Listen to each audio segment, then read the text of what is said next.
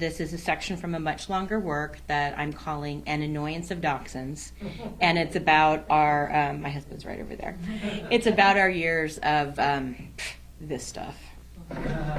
Okay, the Wild Boys. I met Nick and Simon in 2008 when I was duped into fostering the pair of feral dachshunds. Yes, that's right, wild wiener dogs. No one knew where they'd come from, but they'd been lurking in the woods behind one of our volunteers' homes for the last month. Wayne, who often drove Fosters from one faraway location to another, had been keeping his eye on them. They're gorgeous, he told me over the phone, but they're terrified. When they see me, they take off like I'm the devil.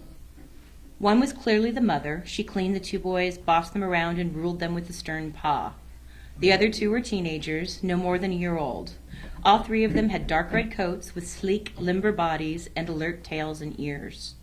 The mother seemed friendly, but the young ones wouldn't come within 10 feet of Wayne. Even from that distance, he could see that the pack looked healthy and well-fed, but they responded to his overtures as if they'd never seen a human before, leaping away from his outstretched, treat-filled hand. One of the boys darted at Wayne, growling and barking, while the other two hung back behind him, the mother concerned, the other boy dumb with terror. When Wade tried to approach them, they tore off, disappearing between the trees. Wayne rented a humane trap and, after many nights of patient surveillance, finally caught them. One of his friends would take the mother, but the boys were unmanageable. Faced with a series of bad options, take them to the shelter or euthanize them, he had to find some clueless sap to domesticate them and find them homes. That sap was me. You've got to take these dogs, he said. They're great, but I just can't do it. A friend of mine wants the mother, but the boys are just too much for her, or me. Sighing, knowing I'd catch hell from my husband, I agreed to take them, as long as Wayne brought them to me. He was audibly relieved. I'll be there in 45 minutes, he promised. 6 hours later, his car pulled into our driveway. Before I could ask what happened, Wayne's face silenced me. This wasn't the gentle, kind man who volunteered so much of his time to rescue. He was miserable, his face a mask of weariness and frustration. When I asked if everything was okay, wondering why it had taken so long to get there, Wayne growled at me, I couldn't catch them. Hearing them shriek from their crate in the back of his van, I was puzzled. I finally caught them, he said, shouting over the sounds of the hysterical wieners. But it took over 5 hours, and then they wouldn't stop screaming the whole way here. He met my eyes, a look of panic joining the other stark emotions on his face. You're going to take them, right? You promised. He opened up the van's back doors, and the smell hit me. A combination of shit and unwashed dog body. I peered inside the large plastic crate and saw poop smeared on the walls and floor and the shredded remains of a towel. The dogs were in the very back, huddled together in a small clump, their eyes almost spinning with fear. They were objectively gorgeous, with sleek red coats that I would later learn were silky and smelled like sunshine when they weren't covered in poop. Their brown eyes were intelligent and alert, taking in their surroundings with a mixture of guarded interest and primal fear. About 14 pounds each, they looked healthy and nourished, which I found curious, given they'd been foraging for food in the wild most of their lives. One of them had a scar across his snout, and the other was unmarked. They'd quieted when Wayne had opened the van door, but upon seeing me, they began barking again, high-pitched yelps that sounded more like shrieking. I was already regretting my promise to work with them, but I had promised. Glancing at Wayne's drawn face, I knew that if I backed out, he'd probably make soup out of them. Let's get them in the house, I said. Then you can go home and have a beer. Wayne laughed. Oh, I'll be having a couple of beers, and maybe a Valium. After we'd wrestled the crate out of the van and into our spare bathroom, a complicated procedure that involved banging ourselves on the shins repeatedly with the large, cumbersome box weighted with frantic doxies, Wayne told me their story. He'd woken up this morning to find all 3 dogs in the humane trap he'd stashed in the woods, tempted by the bowls of cheap, smelly food he'd placed in there to lure them.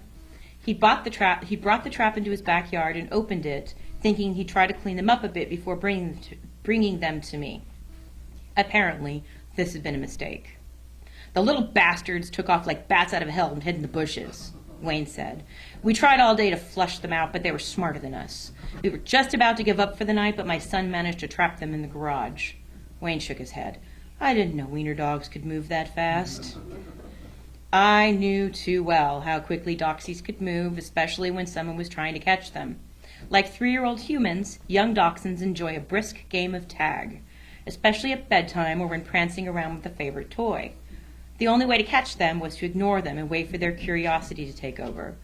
But in the case of dachshunds who didn't want to be caught, ever, the catcher would be shit out of luck, doomed to frustrated hours of "can't catch me." This is only one of the many reasons why I've decided the collective noun for a pack of dachshunds is an annoyance of dachshunds. Deceptive, aren't they? I said to Wayne. Remind me why we love this breed? Wayne snorted. I'll have to get back to you on that. Right now I can't remember. After he left, he stayed a remarkably short time considering how far he'd driven, I sighed and resigned myself to an unpleasant night of noise and terrible smells. Back in the house, the Wieners were screaming. I grabbed an armful of dog blankets and, steeling myself, opened the bathroom door. The crate took up most of the small room. Closing the door behind me, I bent down and opened the crate door, expecting to be flattened as the Wieners leapt from their doggy jail. Instead, they remained glued to the back wall of the crate, eyeing me with trepidation. I knelt down and extended my hand into the crate, fist closed to avoid having my fingers bitten. Instead of moving forward to sniff my hand, they didn't budge, fear holding them rigid. One of the dogs growled at me, a low, threatening sound that clearly communicated his message. Get the hell away from me or lose that hand. These boys weren't going anywhere. Unfortunately, I had to get the shitty crate out of the bathroom so I could clean it up. The guest bed, where I'd be sleeping that night, was on the other side of the bathroom door, and I didn't fancy smelling their stink all night. There was no way these two would let me handle them enough to clean the shit off their paws, and the bathroom acoustics amplified their howling to an ear-shattering degree. I'd much rather have given them the run of the house, but I didn't know how they'd behave, and I certainly didn't want to have to catch them again. The bathroom was the only safe place for them, especially on their first night indoors. Yeah, they'd have to potty in there, and it would be gross, but I could think of no other options. Besides, that's what my arsenal of cleaning products was for. I opened the shower door and piled the blankets on the floor, making a nest they could crawl inside. I set bowls of food and water inside the shower next to their makeshift bed and left the room, hoping they'd come out of the crate once I closed the door behind me. No go. When I checked in on them an hour later, they were still in the crate. I had to get the box of smells out of there, so I tipped up the back of the kennel and hoped gravity would pop them out the front. It worked, but only after I gave the crate a good shake, dislodging them and forcing them into the shower. They sprinted inside, leaving a trail of poopy puppy paw prints on the floor. They huddled in the back of the shower, pointedly ignoring the blankets, giving me evil looks and braying like mortally wounded mules.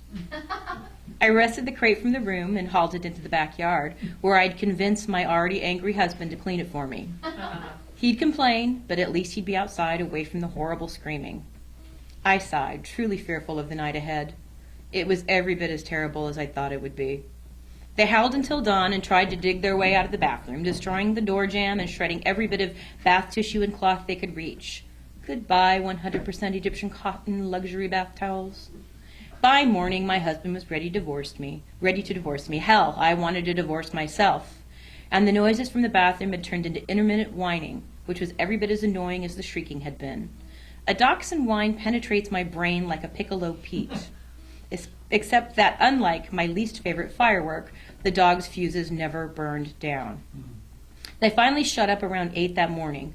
I didn't know if they'd tired themselves out, strained their vocal cords, or were simply plotting their next move. Regardless, it was time to let them out. When I opened the bathroom door, they burst out, sounding like a ululating Cherokee tribe riding off to war. I'd opened the back door, and I could hear them stampeding toward it, out into the yard. I wondered how long it would take to get them back inside that night.